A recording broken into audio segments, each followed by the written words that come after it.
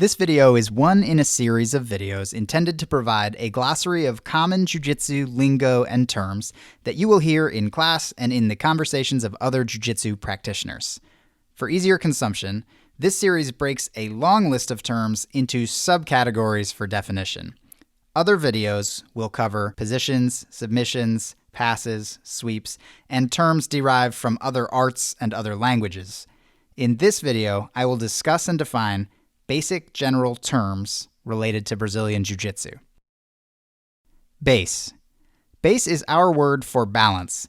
Posting a hand for base, or dropping into base, or standing up in base all refer to establishing a position of balance. Belt. Our belt in Jiu Jitsu represents our rank. The common color order of kids' belts is white, followed by gray at some schools, yellow, orange, and then green. The blue belt is the first adult color rank after white and can only be worn by a student of 16 years of age. Sometimes the color order of kids' belts is slightly different between schools. Adult belt ranks up to black belt are nearly always white, blue, purple, brown, and then black. Bowing in or out. Bowing in and bowing out happens at the beginning and end of class at schools who follow this tradition. As regards bowing in, students generally line up by rank, the teacher welcomes them to class and makes any announcements, and students bow in and class begins. Bowing out at the end of class usually accompanies a similar lineup by rank and is frequently followed by a line of handshakes between the teacher and all students. Not all schools follow these conventions, but many in Jiu-Jitsu do. PMA does. Breakfall. A breakfall is a technique that we learn early in our practice of slapping the ground with our hand or foot or both to minimize the impact of hitting the ground having been thrown or taken down. Breakfalls are for your safety, and you will want to have a basic understanding of them before engaging in the practice of throws and takedowns. Bridging. Bridging is the movement of lifting our hips while lying on our back. The power generated from bridging frequently represents one of our only assets and options when on the bottom of our opponent, and is frequently used to help initiate an escape. Clinch. The clinch is the moment or phase of a fight in which contact is established between two standing opponents. This phase of a fight is very important for a jiu-jitsu practitioner who may be seeking a takedown and dominant position on their opponent or attacker. Coach. Your coach is the person from whom you learn during class.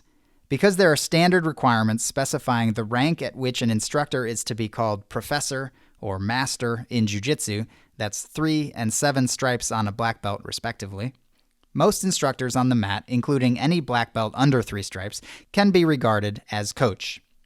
Safest bet is to call your instructor what they'd like to be called. Coach or Greg are acceptable to me at PMA. I'll become a professor in 2025. Gi. Our gi is the uniform we wear to classes in which the uniform is required. Most schools teach some classes in which the gi is required and some in which it is not. I frequently refer to the gi as a caricature of clothing. Ways that we use the material to control or finish our opponent in the gi translate to jackets and hoodies, etc., if that's what you had to work with in a street altercation outside of class. Line up. Line up is the tradition of starting or ending class by students lining up shoulder to shoulder in rank order. Mat. The mat is the surface on which we practice. Because our exposed skin, including our face, comes in contact with the mat, there should be no shoes on the mat, no matter what school you practice in or visit. You can expect any school to be particular about their mat and the rules around maintaining the cleanliness and condition of their mat. No gi.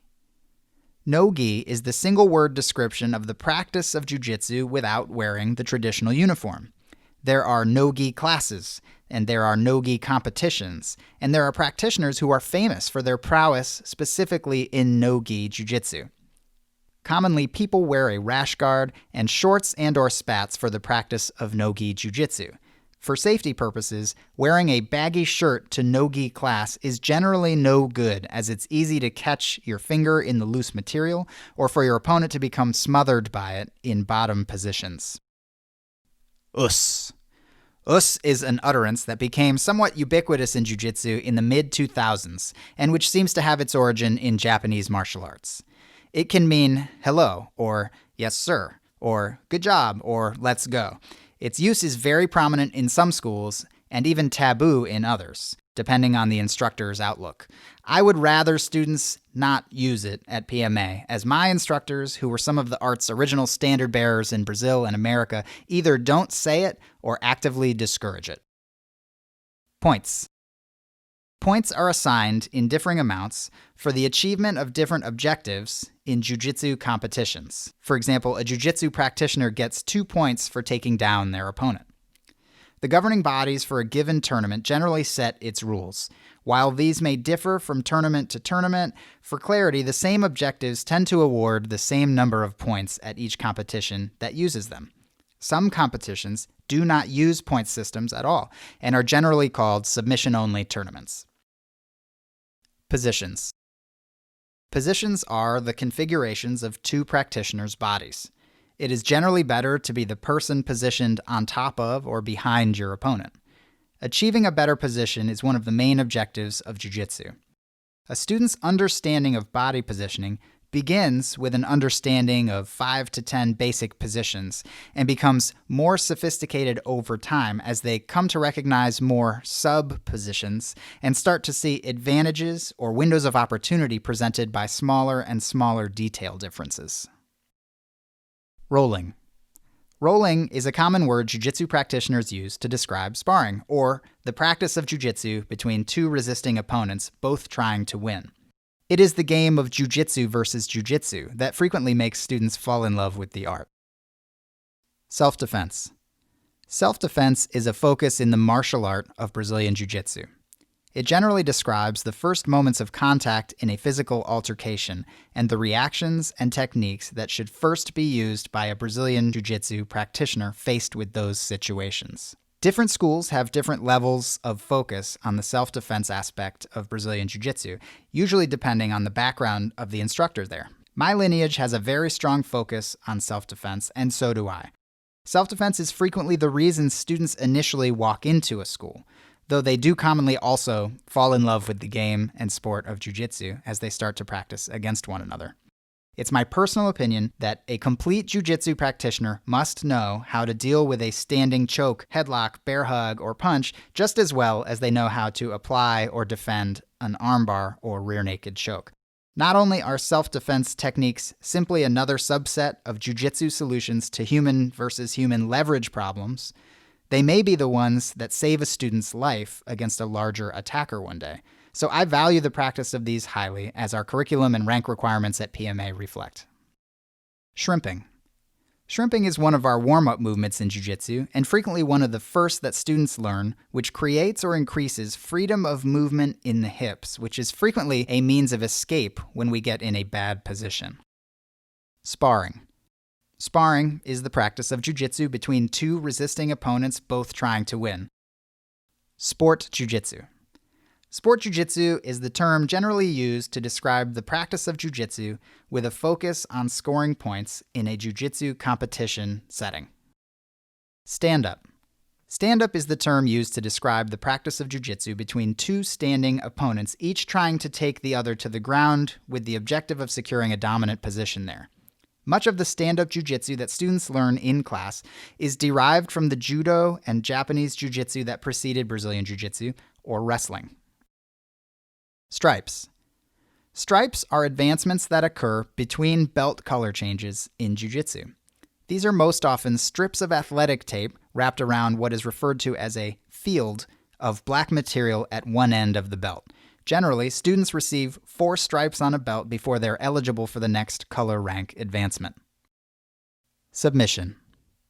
A submission in jiu-jitsu is any technique that threatens to render an opponent unconscious or hyperextend or otherwise damage a joint.